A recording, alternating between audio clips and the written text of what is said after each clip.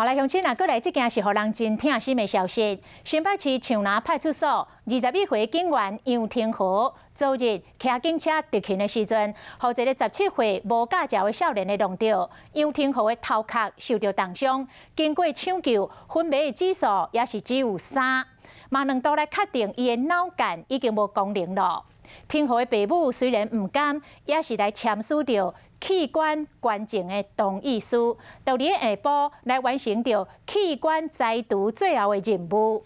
这杨廷和为爱人间，伊会当帮助超过10个家庭。不会让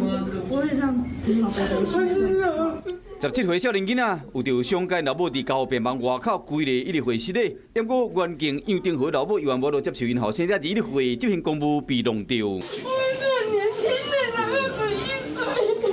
杨廷和妻子透早被送到病院进前，心脏已经无伫跳啊，经过抢救有恢复心跳。过2天暗时被宣判脑死，病院经过2摆确认脑已经无功能啊。做老爸老母的搁较唔甘，嘛是爱签器官捐献的同意书，为爱人间。父母亲其实他们在很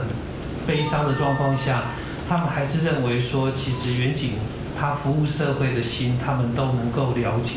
所以他们做了非常沉痛的决定。杨廷和虽然做警察的时间无久，不过这是伊的志愿。也蛮有正义感，然后警察是一直以来他的志愿。甲丁和实在9年，到即马拢要伫联络各中的同学讲，丁和一向真理性，真爱帮助别人。虽然大家听到这个消息，拢无法度接受，不过相信丁和伫人间最后的任务，卖想要以大爱助人，无私奉献。